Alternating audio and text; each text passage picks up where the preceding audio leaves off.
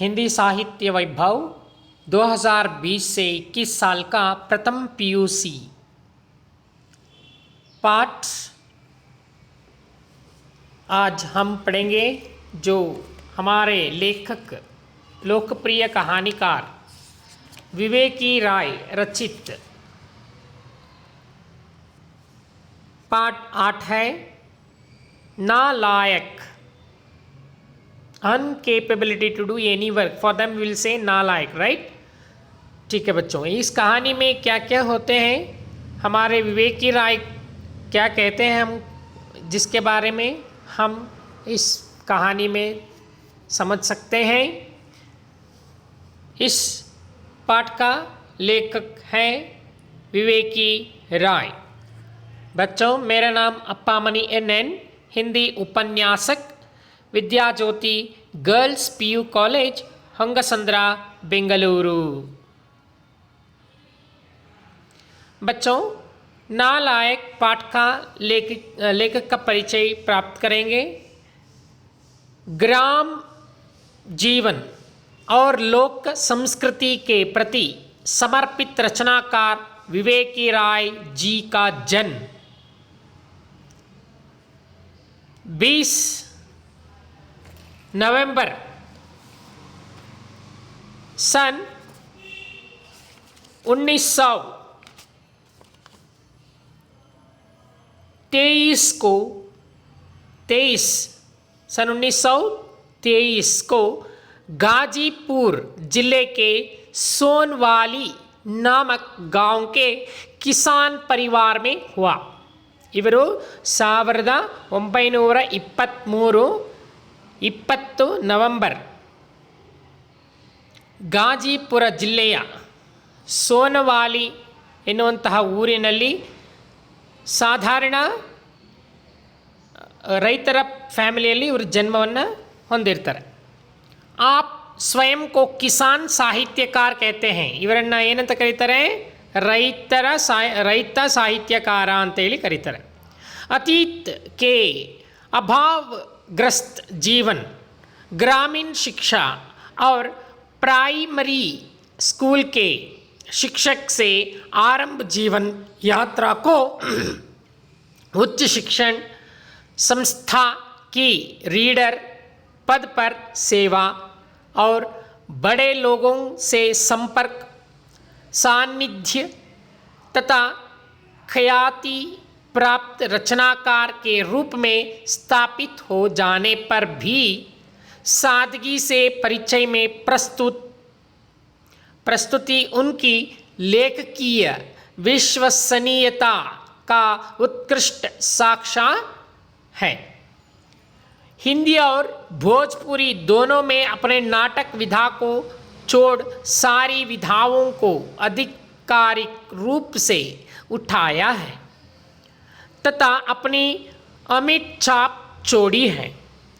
आपकी प्रमुख कृतियां हैं काव्य अर्गला, रजनीगंधा दीक्षा, कहानी संग्रह है जीवन अपरिधि, नई कोयल, गूंगा जहाज, कालातीत, अतिथि, दलित विमर्श और विवेकी राय की कहानियां आदि हैं। बच्चों, Vivek Rai was an Indian writer who penned over 50 books. Okay, he was a famous literary figure of Hindi and Bhojpuri literature. He belonged to Bhumihar Brahmin community of Sonwani village. Okay, in Gazipur. He was a well-known Hindi Lalit Nibandhakar. He was well known as Hindi Lalit Nibandhakar. He received numerous awards from the government of Uttar Pradesh. So we know he was born on 19th November, but here they given in your book it's 1924 actually, but in your book it is given 1923. He died on 22nd November 2016 in Varanasi. And his books are like this: Amangala Hari, Shwet Patra, Narendra Kohli, Aparitim Katha Yatri, Mangala Bhavana, more, etc. is there. So this is a simple thing which I told you still is there, but even we should know this much is enough. Very born and has important books. आपकी प्रमुख कृतियाँ जैसी होती हैं बच्चों, ठीक है। अभी हम जो ऋषिकल्प डॉक्टर विवेकी राय जी का परिचय होगा। अभी हम इस कहानी का आशय क्या है समझेंगे। प्रस्तुत कहानी में मुख्य रूप से 3rd डिवीजन में पास होने वालों की मनोदशा को दर्शाया गया है। साथ ही इसमें बेरोजगारी जैसी व्यापक समस्या को उजागर किया गया है। आज युवाओं में नौकरी के लिए होड़ लगी है। नौकरी पर ही अवलंबित ना होकर किसी ना किसी काम पर या व्यवहार में जुट जाने की कला को अपनाना चाहिए। अंकों के आधार पर ही नहीं बल्कि प्रतिभा के आधार पर भी युवकों को नौकरियों में चांस मिले। इन विचारों को ध्यान में रखकर इस पाठ का चयन किया गया है। So we know that ಇಂದಿನ ದಿನಗಳಲ್ಲಿ ಶಿಕ್ಷಣ ಕ್ಷೇತ್ರದಲ್ಲಿ ನಡೆಯುತ್ತಿರುವ ಅವ್ಯವಹಾರದ ಚಿತ್ರಣವನ್ನು ಲೇಖಕರು ಈ ಕಥೆಯಲ್ಲಿ ಮಾಡಿ ಅಂದರೆ ಅದನ್ನು ನಮಗೆ ಅರ್ಥ ಗ್ರಹಿಸಿಕೊಡ್ತಿದ್ದಾರೆ। ಶಿಕ್ಷಣ ಕ್ಷೇತ್ರ ಎಷ್ಟರ ಮಟ್ಟಿಗೆ ಹಾಳಾಗಿದೆ, ಅಲ್ಲಿಯ ಅಧ್ಯಾಪಕರ ಯೋಗ್ಯತೆ ಎಷ್ಟರ ಮಟ್ಟಿಗೆ ಇದೆ, ಶಿಕ್ಷಣ ಕ್ಷೇತ್ರಕ್ಕೆ ಎಂತೆಂತಹ ಯೋಗ್ಯತೆ ಇಲ್ಲದ ಜನರು ಬರುತ್ತಿದ್ದಾರೆ ಮತ್ತು ಅವರಿಂದ ಶಿಕ್ಷಣದ ಮಟ್ಟ ಎಷ್ಟರ ಮಟ್ಟಿಗೆ ಅಧೋಗತಿಗೆ ಬರುತ್ತಿದೆ, ಇದರ ಸಜೀವ ಚಿತ್ರಣವನ್ನು ಈ ಪಾಠದಲ್ಲಿ ನಾವು ನೋಡಬಹುದು ಅಂತ ಲೇಖಕರು ಹೇಳ್ತಾ ಇದ್ದಾರೆ. ಆ್ಯಂಡ್ ಆಲ್ಸೋ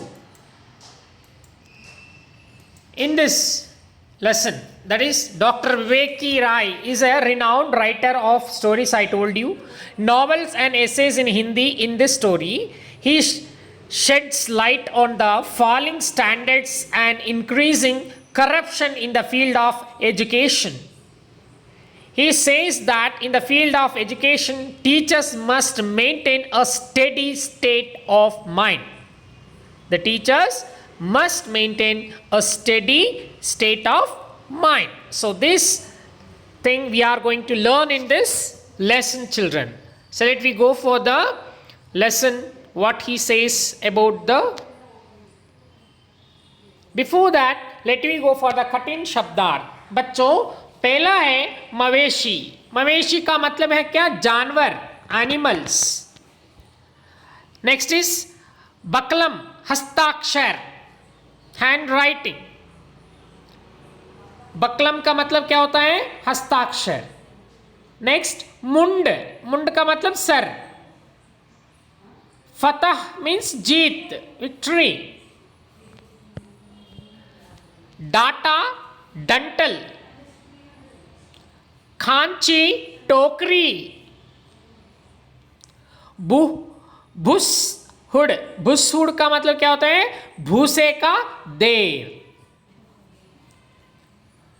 हरजाना, भरपाई।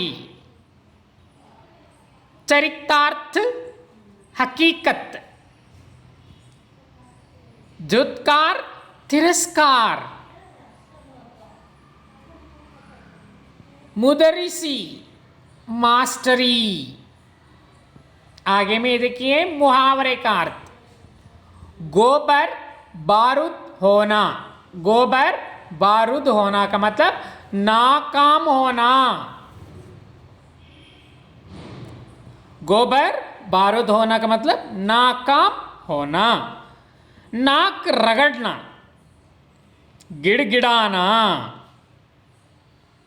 हम हक मारना, हक मारना का अधिकार छीनना, टू प्लक द पावर। आगे देखिए पाठ। अभी पाठ में क्या कहते हैं देखेंगे। जनवरी महीने में एक दिन जब शीतल हर के चांटे बरस रहे थे और शहर के ऊंचे ऊंचे भवनों से ऊपर उठे सूरज की किरणें थर थर कर रही थी। लोगों ने देखा कि शहर में असाधारण भीड़ बढ़ गई है। ये कैसा कुंभ पर्व कुछ पहले ही यहाँ आ गया, अथवा स्वर्गीय जवाहरलाल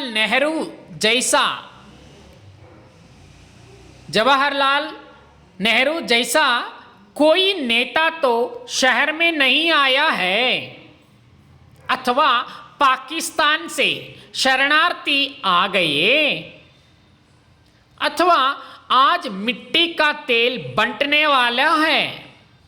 ये कैसे देहाती घुसपैठिए नगर की शांति सड़कों को हलचलों में डुबोने लगे।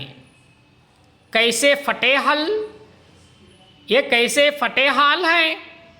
चेहरों पर हवाइयाँ उड़ रही हैं, आंखों में गहरी उदासी और निराश है। हर उम्र के लोग हैं, नगर के पथरीले फैलाव में छुट्टे मवेशी की तरह घूम रहे हैं। बीच बीच में कुछ ऊनी कपड़े और एम्बेसडर जूते वाले लोग भी हैं। ये उन्हें हाँकने वाले हैं। बाद में पता चला कि आज जिला परिषद में प्राइमरी स्कूलों के लिए अनट्रेन्ड अध्यापकों का चुनाव है। जिला परिषद में प्राइमरी स्कूलों के लिए अनट्रेन्ड अध्यापकों का चुनाव है। 300 अध्यापक चुने जाएंगे। 10,000 उम्मीदवार आए हैं और प्रति उम्मीदवार लगभग 5 से 6 सिफारिश करने वाले दर्शक भी काफी हैं और सब मिलाकर एक मेला उतर आया है। जिसका मतलब होता है बच्चों, ಇಲ್ಲಿನ ಲೇಖಕರು ಒಂದು ದಿನ ಹೇಳ್ತಾರೆ, ಒಂದು ದಿನ ಪೇಟೆಯಲ್ಲಿ ಇದ್ದಕ್ಕಿದ್ದಂತೆ शीतलहर के चांट एक दिन बरस रहे थे और शहर के ऊंचे ऊंचे। ಮುಂದು ದಿನ ಪೇಟೆಯಲ್ಲಿ ಇದ್ದಕ್ಕಿದ್ದಂತೆ ಏನಾಯಿತು, ಜನರ ಜಾತ್ರೆ ಜನಜಂಗುಳಿಯನ್ನು ನೋಡಿ ಗಾಬರಿ ಆಗ್ತಾರೆ। ऊपर उठे सूरज की किरणों थर थर कर रही थी। लोगों ने देखा कि शहर में असाधारण भीड़ बढ़ गई है। ಅಂದರೆ ಈ ಪಟ್ಟಣ ಹೀಗೆ ಇದ್ದಕ್ಕಿದ್ದಂತೆ ಹಳ್ಳಿ ಜನರೆಲ್ಲ ಪಟ್ಟಣಕ್ಕೆ ಲಗ್ಗೆ ಹಾಕಲು ಕಾರಣವೇನು? What is the reason? ಏನಾದರೂ ಜಾತ್ರೆ ಇದೆಯಾ? यह कैसा कुंभ पर्व कुछ पहले ही यहाँ आ गया, ಅಥವಾ ಸ್ವರ್ಗೀಯ ಜವಾಹರ್ಲಾಲ್ ನೆಹರು ಅಂದರೆ ಇಲ್ಲಿ ಏನಾದರೂ ಜಾತ್ರೆ ಇದೆಯಾ? ಜವಾಹರ್ಲಾಲ್ ನೆಹರೂರಂತೆ ವ್ಯಕ್ತಿಗಳು ಪಟ್ಟಣಕ್ಕೆ ಬರುತ್ತಿದ್ದಾರಾ? ಯಾರಾದ್ರು VIP ಬರ್ತಾ ಇದ್ದಾರಾ ಅಂತ, ಅಥವಾ ಇದೊಂದು ಕುಂಭಮೇಳ ನಡೀತಿದೆಯಾ ಇಲ್ಲಿ, ಅಥವಾ ಪಾಕಿಸ್ತಾನ್ ಸೆ ಶರಣಾರ್ಥಿ ಆಗಯೇ, ಅಥವಾ ಇನ್ನೇನು ಹೇಳ್ತಿದ್ದಾರೆ, ಇಂತಹ ಒಂದು ಶಂಕೆ, ಈ ರೀತಿಯಾದ ಶಂಕೆ ಬಂದಿತ್ತು. ಆ ನಂತರ ಅವರಿಗೆ ಜಿಲ್ಲಾ ಪರಿಷತ್ನಲ್ಲಿ ಪ್ರೈಮರಿ ಶಾಲೆಗೆ ಅಪ್ರಶಿಕ್ಷಿತ 300 ಜನರ ಶಿಕ್ಷಕರ ಆಯ್ಕೆ ಮಾಡುವುದರಿಂದ, ಅಂದರೆ ಆ ರೀತಿ 300 ಜನರ ಶಿಕ್ಷಕರ ಆಯ್ಕೆ ಮಾಡುವವರಿದ್ದಾರೆ, ಅದಕ್ಕಾಗಿ ಸುಮಾರು 10,000 ಉದ್ಯೋಗಾಕಾಂಕ್ಷಿಗಳು ಬಂದಿದ್ದಾರಂತೆ. ಅವರ ಜೊತೆಯಲ್ಲಿ ಒಬ್ಬೊಬ್ಬರಿಗೆ 5 ರಿಂದ 6 ಜನ ಶಿಫಾರಸ್ಸು ಮಾಡುವವರೂ ಬಂದಿದ್ದಾರೆ. ಅದಕ್ಕಾಗಿ ಈ ನೂಕುನುಗ್ಗಲು ಎಂಬ ವಿಚಾರ ತಿಳಿಯಿತು.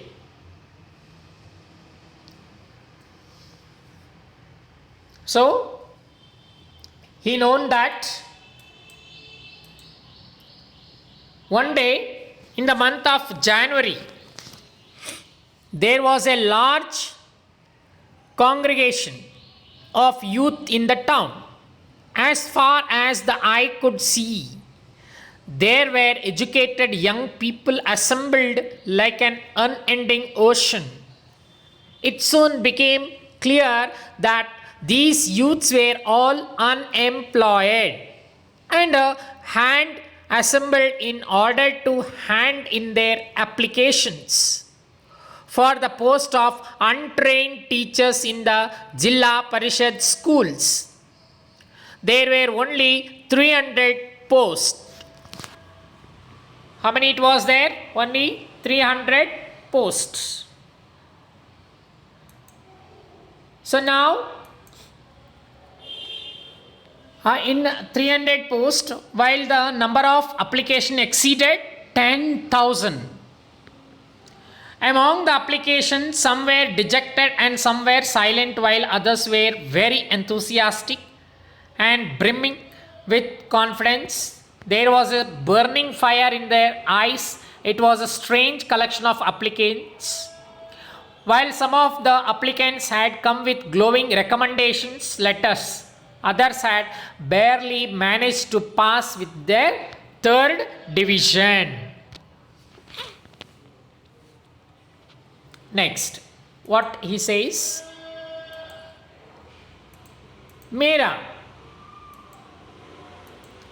मेरे यहाँ एक उम्मीदवार और उसके 4 सिफारशी पहुँचे तो इस तरह की बात की जैसे मैं ही चेयरमैन साहब हूँ. इस तरफ की बात की जैसे मैं का मतलब लेखक की चेयरमैन साहब, ये वॉज अ चेयरमैन. मैंने पूछा आपका उम्मीदवार किस डिवीज़न में पास है? 3rd डिवीज़न उत्तर मिला. 3rd डिवीज़न हाई स्कूल पास है? क्या वह हरिजन है? क्या वह स्वतंत्रता सेनानी का आश्रित है? क्या वह सीमा पर तैनात सैनिक का पुत्र है? नहीं, यह सब तो कुछ नहीं. तब कैसे चले हैं उसे लेकर 3rd डिविजनर के लिए दुनिया में कोई जगह नहीं है. आप ठीक कहते हैं, मगर 3rd डिविजनर के लिए दुनिया में कोई जगह हो चाहे ना हो, पर स्कूल मास्टर की जगह तो रिजर्व ही समझिए. आप लोग गलत समझते हैं. अब शिक्षा में तरक्की की जाएगी, योग्य लोग भारती किए जाएंगे. शिक्षा का स्तर गिर रहा है, उसे अब और नहीं गिरने दिया जाएगा. शिक्षा का स्तर तो आप नहीं गिरने देंगे, परंतु यह बताइए कि आप क्या चुनाव भी नहीं लड़ेंगे? अब तक तो मैं जैसे चेयरमैन साहब बना बोल रहा था, परंतु इस प्रश्न के बाद मेरी कुर्सी जैसे खिसक गई और मैं मास्टर होकर जमीन पर उतरकर बात करने लगा। बात देर तक हुई। अंत में मैंने कहा, चेयरमैन साहब से मेरा ऐसा परिचय नहीं है कि मैं आपके उम्मीदवार की सिफारिश में चलूं। इसके लिए आप लोग ही काफ़ी है। हाँ, चलिए आपके साथ चल सकता हूँ। जीवन में पहली बार सिफारिश का यह तरीका जाना। एक कागज़ पर उम्मीदवार का नाम, ग्राम और शिक्षादि लिखा गया और उसके नीचे सिफारिश करने वालों ने अपने अपने हस्ताक्षर किए। कागज़ मेरी तरफ बढ़ाया गया। मैंने भी बकलम कूद कर दिया। So what is telling here? ಅದರಲ್ಲಿ ಏನು ಹೇಳ್ತಿದ್ದಾರೆ? ಮೊದಲನೇದಾಗಿ ಏನು ಹೇಳಿದ್ರು, डॉक्टर विवेक राय ने ऐसा किया है ना, जो यहाँ कहते हैं कि ಲೇಖಕರು ಒಬ್ಬ ಅಭ್ಯರ್ಥಿ ಬಂದಿದ್ದನು. ಅವನ ಅರ್ಹತೆಯ ಬಗ್ಗೆ ಕೇಳಿದಾಗ SSLCಯನ್ನು 3ನೇ ಶ್ರೇಣಿಯಲ್ಲಿ ಉತ್ತೀರ್ಣನಾಗಿರುವುದಾಗಿ ತಿಳಿಸಿದ. ಆಗ ಲೇಖಕರು 3ನೇ ದರ್ಜೆಯಲ್ಲಿ ಉತ್ತೀರ್ಣರಾದವರಿಗೆ ನೌಕರಿ ಸಿಗುವುದಿಲ್ಲ ಎಂಬ ವಿಷಯ ತಿಳಿಸಿದಾಗ ಆ ಅಭ್ಯರ್ಥಿ ಇವರಲ್ಲಿ ವಾದ ಮಾಡಲಿಕ್ಕೆ ಆರಂಭಿಸಿದನು. ಅವನ ವಾದದ ವೈಖರಿ ನೋಡಿ ಲೇಖಕರು ಸುಮ್ಮನಾಗಿ ಅವನ ಪರವಾಗಿ ಶಿಫಾರಸ್ ಮಾಡಲು ತೀರ್ಮಾನಿಸಿ ಅವನ ಶಿಫಾರಸ್ ಪತ್ರಕ್ಕೆ ಹಸ್ತಾಕ್ಷರ ಮಾಡಿ ಜಿಲ್ಲಾ ಪರಿಷತ್ ಅಧ್ಯಕ್ಷರನ್ನು ಭೇಟಿ ಮಾಡಲು ಅವರ ಕಚೇರಿಗೆ ಹೊರಟರು. ಆದರೆ ಅಲ್ಲಿಯ ಪರಿಸ್ಥಿತಿ ಬೇರೆಯೇ ಆಗಿತ್ತು. ಅಪಾರ ಜನಸಾಗರ, ಸುಮಾರು 2ರಿಂದ 3 ಫಾಂಗ್ವರೆಗೆ ಸಾಲುಗಟ್ಟಿ ನಿಂತಿದ್ದರು. ಎಲ್ಲರ ಮುಖದಲ್ಲೂ ಕಾತರ. ಪರಿಷತ್ ಕಾರ್ಯಾಲಯ ಬಂದ್ ಆಗಿತ್ತು. ಒಳಗೆ ಕೆಲಸ ನಡೆಯುತ್ತಿರಬೇಕೆಂದು ಲೇಖಕರು ಭಾವಿಸಿದರು. ಬಹಳ ಹೊತ್ತಿನವರೆಗೆ ಒಳಗೆ ಹೋಗಲು ಜನ ಪ್ರಯತ್ನಿಸಿದರು, ಆದರೆ ಸಾಧ್ಯವಾಗಲಿಲ್ಲ. ಅಷ್ಟು ಹೊತ್ತಿಗೆ ಲೇಖಕರಿಗೆ ಚೇರ್ಮನ್ ಸಾಹೇಬರು ಒಳಗೆ ಕಚೇರಿಯಲ್ಲಿ ಇಲ್ಲ ಎಂಬ ವಿಷಯ ತಿಳಿಯಿತು. ತಕ್ಷಣ ಅಭ್ಯರ್ಥಿಯನ್ನು ಅಲ್ಲಿಯೇ ಬಿಟ್ಟು ಚೇರ್ಮನ್ನರ ಬಂಗಲೆಗೆ ಹೋದರು. ಅಲ್ಲಿ ಪರಿಸ್ಥಿತಿ ಇನ್ನೂ ಬೇರೆಯದೇ ಆಗಿತ್ತು. ಅಲ್ಲಿಯೂ ಜನರ ಭಾರಿ ಗುಂಪೇ ನೆರೆದಿತ್ತು. ಜನ ತಮ್ಮಲ್ಲಿಯೇ ಮಾತನಾಡಿಕೊಳ್ಳುತ್ತಿದ್ದರು. ಎಲ್ಲರಲ್ಲಿಯೂ ಕಾತರ ನಿರೀಕ್ಷೆ. So this was happening. The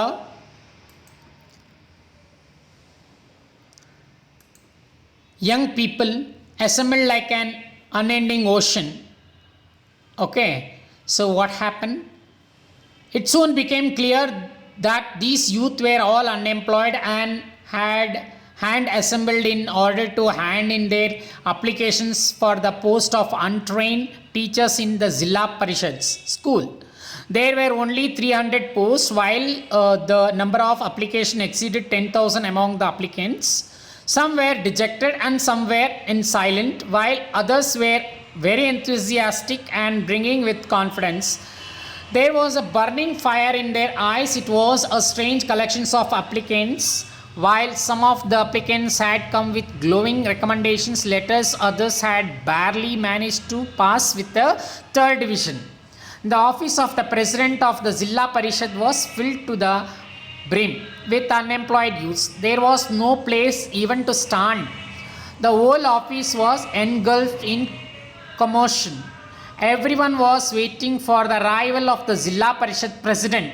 However, it became unknown that the president was his bungalow.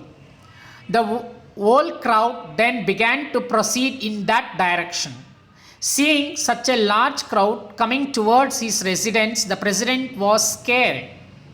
The police was called and they soon arrived in police vans. One of the policemen made an announcement on the loudspeaker. He informed the crowd that all those applicants who had cleared their exams with a third division could leave, as they would not be considered for the post.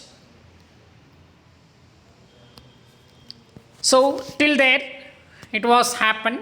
And अब क्या हो गया देखेंगे. अब संक्षेप में आज का काम था वह कागज़ चेयरमैन साहब के हाथों में दे देना. चुनाव की कार्रवाई होने में 1 घंटे की देर थी. पता चला कि चेयरमैन साहब जिला परिषद में हैं. हम लोग पहुँचे, दे वेंट देर. लेकिन यह क्या, व्हाट इज़ दिस, यहाँ था अद्भुत अपार जनसागर पहले से ही उमड़ कर जम गया है. There was a full of people. प्रवेश द्वार से लेकर बाहर आंगन, लान, मैदान, चौक, सड़क और लगभग 2-3 फरलॉन्ग तक टस मटस आदमी भरे हैं. Full filled with the people till the road and also in the मैदान, इन द प्ले ग्राउंड. जिधर देखें उधर मुंड ही मुंड दिखाई पड़ रहे हैं. वेर ಎಲ್ಲಿ ನೋಡಿದ್ರಲ್ಲಿ ತಳೆ ತಳೆ ಕಾಣ್ತಿದೆ. किसी को पता नहीं कि क्यों खड़े हैं, यार को तो ಏನಕ್ಕೆ ನಿಂತಿದ್ದಾರೆ, बस खड़े हैं बट दे हैव स्टैंडिंग. चुनाव हो रहा है. जो पहले आए वे पहले से फाटक की ओर खड़े हैं. ಮೊದಲು ಯಾರು ಬಂದು ಫಸ್ಟ್ ಲೈನಲ್ಲಿ ನಿಂತ್ಕೊಂಡಿದ್ರು ಕ್ಯೂ ಅಲ್ಲಿ, ಅವರು ಅಲ್ಲೇ ನಿಂತಿದ್ದಾರೆ. जो बाद में आए वे उनके पीछे खड़े होते गए. ಇನ್ನು ಹಿಂದಕ್ಕೆ ಬಂದವರು ಹಿಂದೆನೇ ನಿಂತ್ಕೊಂಡು ಹೋಗ್ತಾ ಇದ್ದಾರೆ. जो आगे हैं उनका निकलना कठिन है. ಇನ್ನು ಮುಂದೆ ಲೈನ್ ಕ್ಲಿಯರ್ ಆದರೆ ಅಲ್ವಾ ಸುಲಭ ಅಲ್ಲಿ ಜನಜಗುಳಿ ಇರೋದಿಲ್ಲ. ಭೀತರ್ ಪರಿಷತ್ ಕಾರ್ಯಾಲಯ है जो बंद है. ಸೊ ಆದಲೇ ಅಲ್ಲಿನ ಆಫೀಸ್ ಏನಾಗಿದೆ, ಕ್ಲೋಸ್ ಆಗಿದೆ. यही रहस्य है, ಇದೇ ಒಂದು ದೊಡ್ಡ ರಹಸ್ಯ. सब लोग समझते हैं कुछ हो रहा है, ಏನೋ ಆಗ್ತಾ ಇದೆ ಅಂತ. सब लोग जमे हैं, ಎಲ್ಲರೂ ಕೆಲವರು ಕೂಡಿದ್ದಾರೆ. कि कहीं बाहर गए और इधर कहीं कुछ हो ना जाए, ಏನಾರು ಆಗುತ್ತೋ ಇಲ್ವೋ. बड़ी देर तक भीतर जाने का प्रयत्न किया. ತುಂಬ ಹೋಗೋದಕ್ಕೆ ಪ್ರಯತ್ನವನ್ನು ಮಾಡ್ತಾರೆ. मगर किसी प्रकार सफलता नहीं मिली तो उसी प्रकार हम लोग भी खड़े हो गए. But they were standing like that only. पान, चाय, चाट, चीनियाँ, बादाम और मिठाई की दुकान का सामान सुबह ही चट हो गया. नया स्टॉक लाने के लिए ये शहर की ओर दौड़े.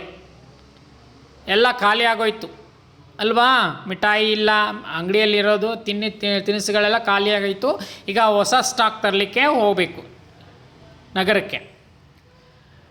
फुटपाथ पर बैठे हाथ देखने वाले ज्योतिषी और शकुन निकालने वाले पंडितों की चल निकली. सड़क बंद हो गई. रिक्शे घूमकर दूसरी ओर से जाने लगे. ಈ ಒಂದು ಅಷ್ಟೊಂದು ಕ್ಯೂ ನೋಡಿ, ಅಷ್ಟೊಂದು ಜನಜಗುಳಿ ನೋಡಿ, ಜೋಶಿ ಹೇಳೋರಿಗೆ ಅಲ್ಲಿ ಪಂಡಿತರು ಕೂಡ ಹೊರಟೋದ್ರು. ಮತ್ತು ಸಡಕ್ ಬಂದ್, ರೋಡ್ ಕ್ಲೋಸ್ ಆಗೋಯ್ತು. ರಿಕ್ಷೆ ಓಡಿಸೋರು ಏನು ಮಾಡಿದ್ರು, ಬೇರೆ ದಾರಿಯನ್ನು ಹಿಡ್ಕೊಂಡೋದ್ರು. ದೇಶ ಕಾ ವಿಕಾಸ್, ದೇಶದ ಉನ್ನತಿಗೆ ಅಂದರೆ ಪ್ರೋಗ್ರೆಸ್ಗೆ. ಶಿಕ್ಷಾ ಕಿ ಉನ್ನತಿ, ಜನತಾ ಕಾ ನವಜಾಗರಣ, ಪಂಚವರ್ಷೀಯ ಯೋಜನಾओं की ಸಫಲತಾ. ನಮ್ಮ ದೇಶ ಉದ್ಧಾರ ಆಗಬೇಕಂದ್ರೆ ಯಾವುದು ಮೇರೆಗೆ ಶಿಕ್ಷಣ ಇರಬೇಕು, ಒಳ್ಳೆಯ ಶಿಕ್ಷಣ, ಅದರ ಜೊತೆಗೆ ನವಜಾಗರಣ, ಅದರ ಜೊತೆಗೆ ಪಂಚವಾರ್ಷಿಕ ಯೋಜನೆಗಳು, ಇವು ಮುಖ್ಯ ಅಲ್ವಾ. बेकारी की रोकथाम और सच्चे स्वराज्य की झांकी सड़कों पर साक्षात दृष्टि गोचर होने लगी. इसी प्रकार ಅಂದರೆ ಈ ರೀತಿಯಲ್ಲಿ, ಇನ್ ದಿಸ್ ವೇ.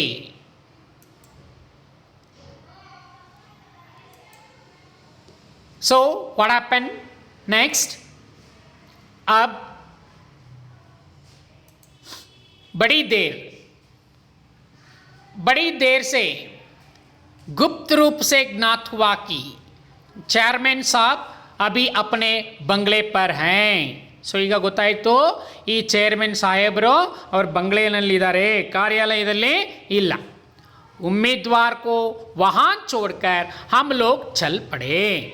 पता लगा कि अब पता हुई, परंतु यहाँ का मोर्चा और कड़ा निकला.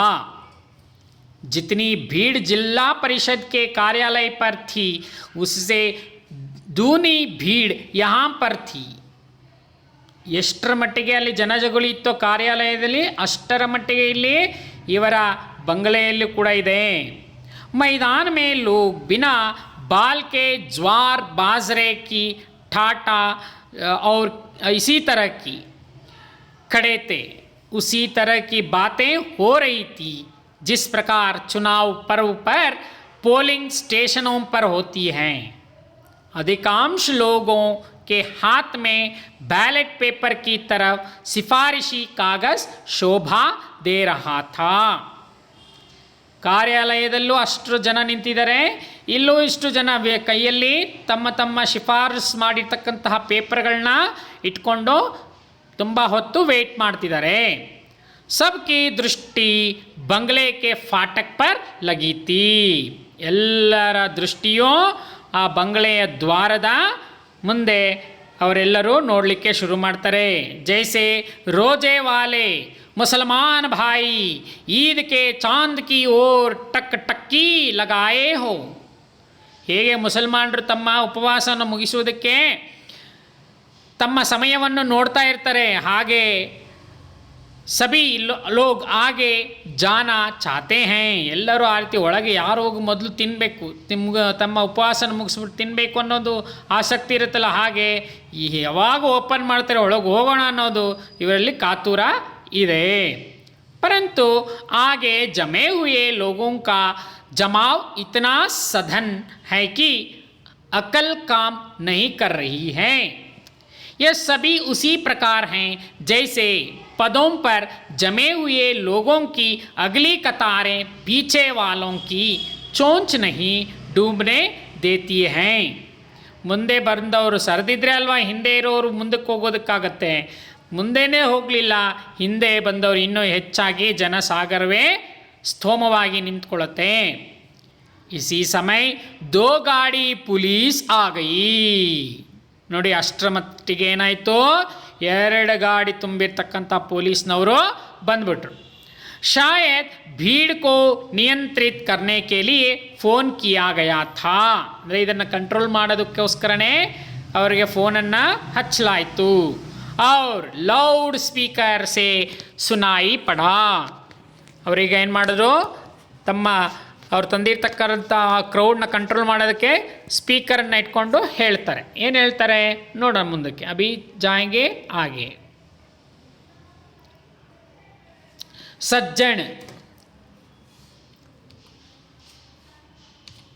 सज्जनों ज्ञात हुआ है कि आप लोग 3rd डिविजनरों के सिफारिशी हैं.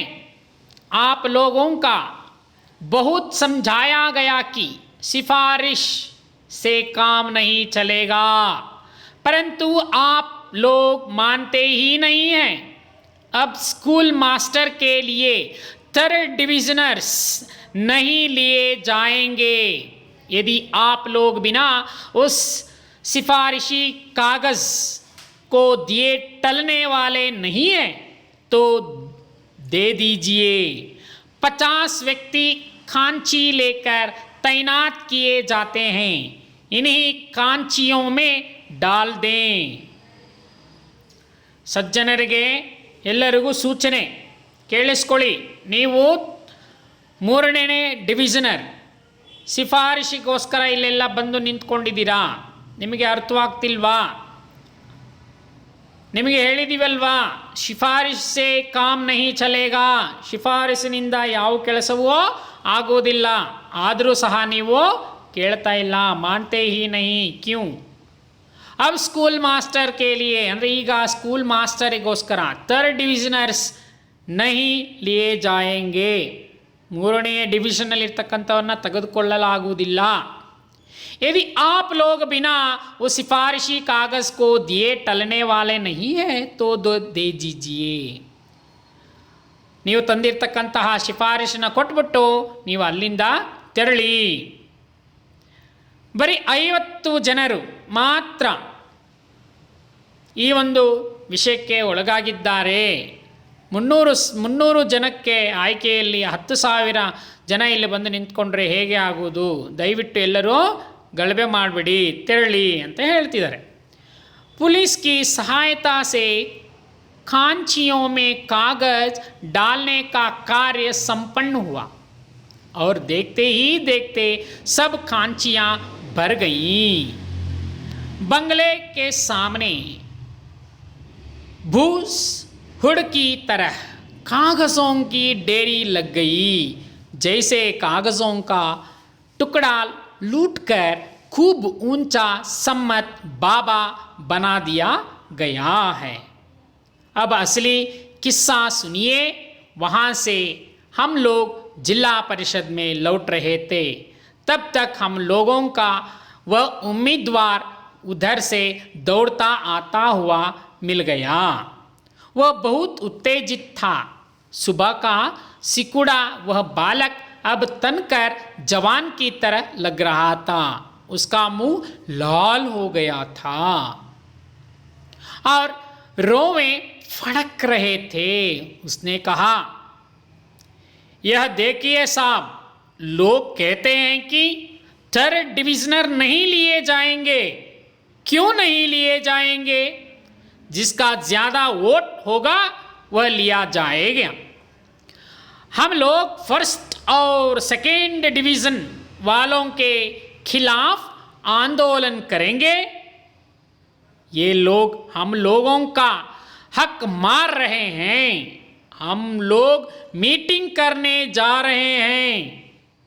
यह कहकर वह भाग गया जैसे गोबर बारूद हो गया. लड़का है, कहीं कुछ गलती ना कर दें, इसलिए हम लोग भी उधर ही लपके. कुछ दूर आगे बढ़ने पर देखा कि एक भारी भीड़ हूँ हाँ करती पश्चिम की ओर सड़क पकड़कर भागती चली जा रही हैं.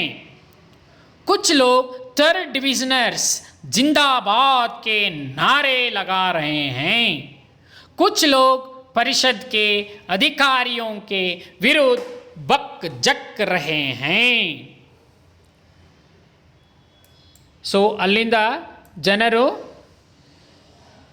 ಈಗ ಆ ಒಂದು ಪೋಸ್ಟ್ ಇಲ್ಲ ಅಂತ ಹೇಳಿದ ಮೇಲೆ, so there is no the post such like that the people started.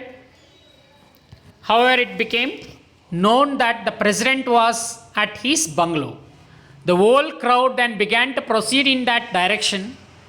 Seeing such a large crowd coming towards his residence, the president was scared.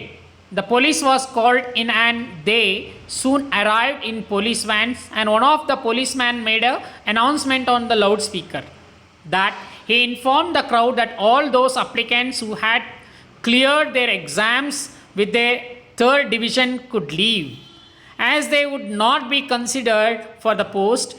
Hearing this, panic gripped the entire crowd as most of them were third division pass.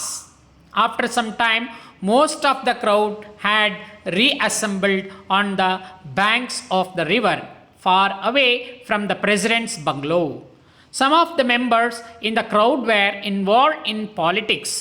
Their cries were heard from the loudspeaker, "Do or die. Long live the third division." Some youth leaders began to give speeches asking whether third division applicants were unworthy for a teacher's post. they wanted to know how people with second divisions so were better than them, even first or even the first and second divisions so were better than them. Them means third division. They said that government would have to bow to their demands. Slogans like who should get the teacher job, who should get the teacher's job.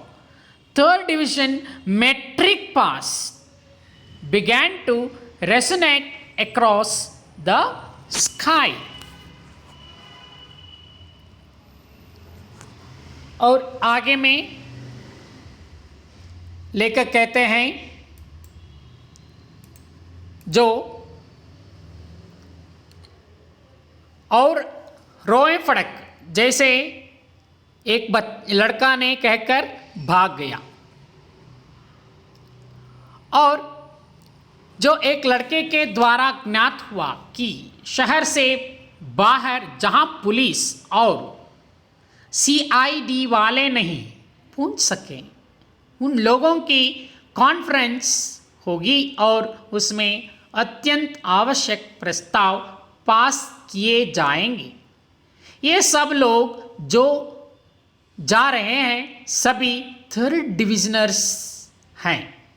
लगभग 1.5 मील दूर नदी के किनारे bank of the river एक बगीचे में इन a small garden सब लोग एकत्र हुए।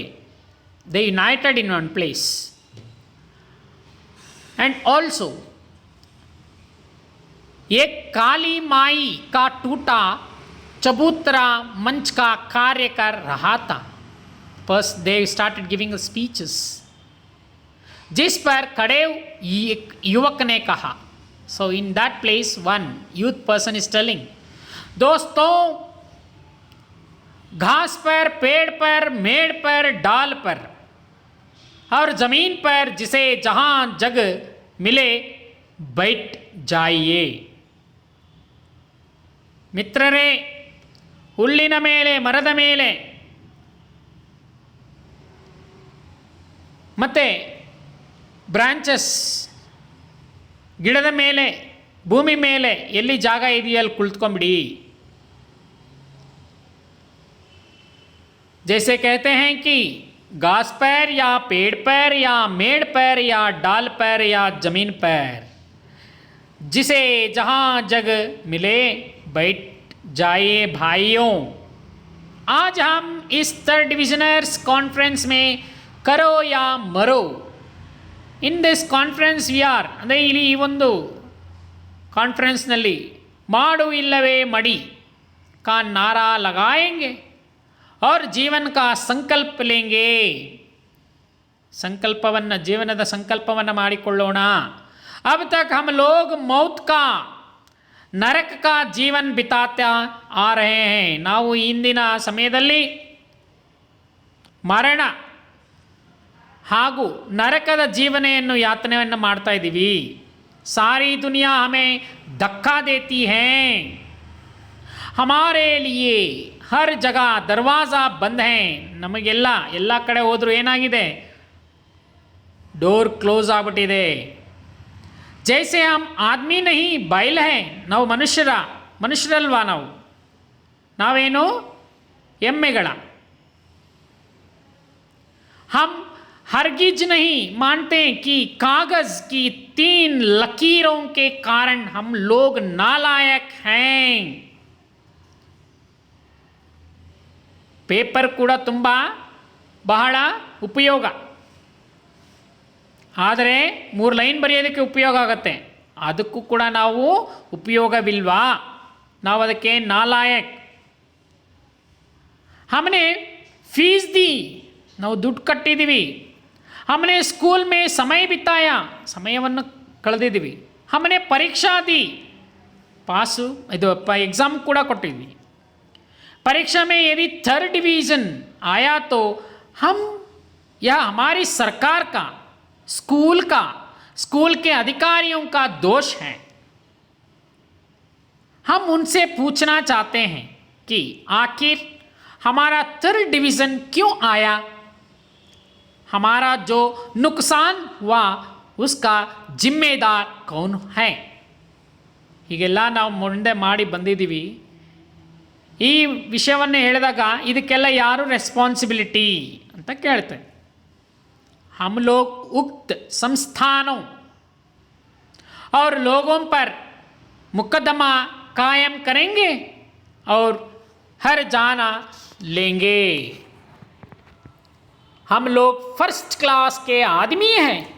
हम लोगों को जिन्होंने थर्ड क्लास का बनाया वे अपराधी हैं, चोर हैं. ये लोग आज उल्टा चोर कोतवाल को डांटे की कहावत चारितार्थ कर रहे हैं. हम लोगों को नौकरी के लिए नाक रगड़नी पड़ती है. दो दो चार चार लोगों को खर्चा वर्चा देकर साथ लाना पड़ता है. इस पर भी झुत्कार. खिलवाड़ नहीं, यह प्रजातंत्र है. वोट का युग है तो हो जाए वोटिंग, देखें किसकी संख्या अधिक है. संख्या बल पर निरक्षर यदि MLA हो सकता है तो क्या हम थर्ड डिविजनर्स को मुदरिसी भी नहीं मिल सकती है. भाइयों, यही मुदरिसी तो हम लोगों के लिए शरण थी. सो इस पर भी फर्स्ट सेकंड डिवीज़न वालों ने धावा बोल दिया. यह अधिकार अतिक्रमण है. वे लोग रेल में, विकास में और दूसरी सरकारी नौकरियों में जाएं या मास्टर की गद्दी छोड़ें. इसके लिए हम लोगों को आंदोलन करना होगा. क्या करना होगा? आंदोलन. इस कॉन्फ्रेंस में उसकी रूपरेखा बनेगी तो किसी भी सभा के लिए एक सभापति की आवश्यकता होती है. सो मैं 5 वर्ष फेल होकर छठे साल के हाई स्कूल में थर्ड डिविजनर बाई श्री रघुपति राघवा का नाम आज की सभा के लिए प्रस्तावित करता हूँ. ये सब बातें कौन कर रहा है? रघुपति राघव. मुझे विद्यालय जाने में अत्यधिक विलंब हो रहा था, अतः चला आया. आगे क्या हुआ इसका पता लगा रहा हूँ. हाँ, जब मैं आ रहा था तो थर्ड डिविजनर्स जिंदाबाद के गगनभेदी नारे गूंज रहे थे. एक नारा बहुत देर तक दोहराया गया. किसको मिले मास्टरी chance, third division matric pass, जैसे स्लोगन हो रहा था. जैसे स्लोगन से इधर का बच्चा कहते हैं, that is after some time most of the crowd had assembled on the banks of the river as they said, and the slogan also started to bow their demands. Slogans like who should get the teacher's job, third division metric pass. किसको मिले मास्टरी chance, third division metric pass. So it is began to resonate across the sky. So ಈ ಭಾಷಣ ಮಿತ್ರರೇ, ಅಧ್ಯಾಪಕ ವೃತ್ತಿ ನಮ್ಮ ಹಕ್ಕು. ಹಕ್ಕನ್ನು ಕಿತ್ತುಕೊಂಡಿದ್ದಾರೆ. ಅವರು ನೌಕರಿಯನ್ನು ಬಿಡಬೇಕು. ಆದ್ದರಿಂದ ಈ ಸಭೆಯಲ್ಲಿ ಒಂದು ನಿರ್ಣಯ ತೆಗೆದುಕೊಳ್ಳೋಣ. ಸಭಾಧ್ಯಕ್ಷರನ್ನಾಗಿ 5 ವರ್ಷ SSLCಯಲ್ಲಿ ಫೇಲ್ ಆಗಿ 6ನೇ ಬಾರಿ ಉತ್ತೀರ್ಣರಾಗಿರುವ ಶ್ರೀ ರಘುಪತಿ ರಾಘವ ಅವರನ್ನು ಸೂಚಿಸುತ್ತೇನೆ ಎಂದು ಹೇಳಿದ. ಲೇಖಕರಿಗೆ ಶಾಲೆಗೆ ತುಂಬ ತಡವಾಗಿತ್ತು. ಅವರು ಹೊರಟರು. ಸಭೆಯಲ್ಲಿ ಮತ್ತು ಮೆರವಣಿಗೆಯಲ್ಲಿ 3ನೇ ದರ್ಜಿಯವರಿಗೆ ಜಿಂದಾಬಾದ್ ಎಂಬ ಘೋಷಣೆ ಕೇಳಿ ಬರ್ತಿತ್ತು. ಈ ರೀತಿಯಲ್ಲಿ ಶಿಕ್ಷಣ ಕ್ಷೇತ್ರದ ಪರಿಸ್ಥಿತಿಯ ನಿಜ ಚಿತ್ರಣವನ್ನು ಲೇಖಕರು ಮುಂದಿಟ್ಟಿದ್ದಾರೆ. ಇವತ್ತಿನ ದಿನವೂ ಇದೇ ರೀತಿ ನಾಲಾಯಕ್ ಅಭ್ಯರ್ಥಿಗೆ ನೌಕರಿ ಅಧ್ಯಾಪಕ ವೃತ್ತಿ ದೊರೆಯುತ್ತದೆ. ಅಂದರೆ ನಾಲಾಯಕ್, 3rd ಡಿವಿಷನರ್ಸ್, 1st class 2nd class ಪಡ್ಕೊಂಡು ಪಾಸಾಗಿರ್ತಕ್ಕಂಥವ್ರಿಗೆ ಇಲ್ಲಿ ಏನಿಲ್ಲ, ಗೌರವವಿಲ್ಲ. ಅವರೆಲ್ಲ ನಾಲಾಯಕ್. 3rd ಡಿವಿಷನ್ ತಗೊಂಡಿದ್ದವ್ರು ಮಾತ್ರ ಲಾಯಕ್ ಅಂತ ಹೇಳಿ ನಮ್ಮ ಶಿಕ್ಷಣದಲ್ಲೇ ಈ ರೀತಿ ಇದ್ದ ಮೇಲೆ ಹೇಗೆ? ಅಂದರೆ ಇಲ್ಲಿನ ಕುಂದುಕೊರತೆಯನ್ನು ನಮ್ಮ ಲೇಖಕರಾಗಿರ್ತಕ್ಕಂತಹ ವಿವೇಕಿ ರಾಯ್ ಅವರು ತುಂಬ ಸ್ಪಷ್ಟವಾಗಿ ಹೇಳಿದ್ದಾರೆ.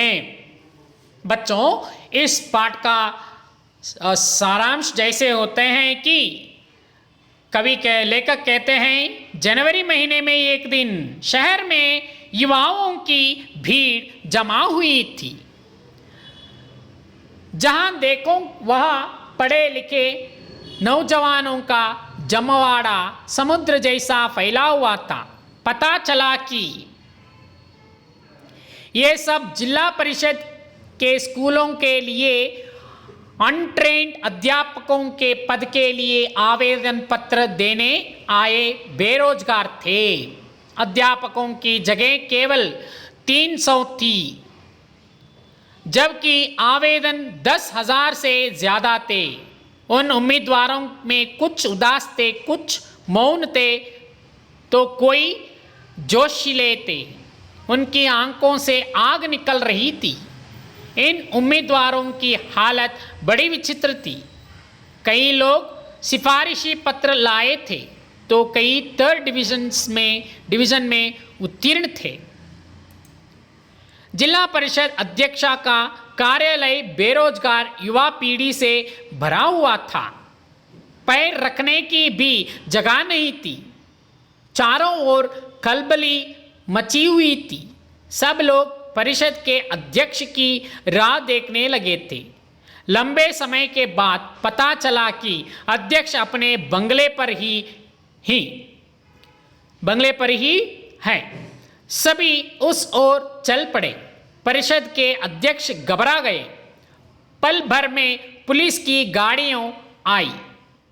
कोई पुलिस वाला लाउड स्पीकर से घोषणा करने लगे कि अध्यापक पद के लिए 3rd डिवीज़न प्राप्त आवेदक जा सकते हैं. युवाओं में दहशत फैल गई, क्योंकि 10,000 लोगों में 3rd डिवीज़न वाले ही ज़्यादा थे.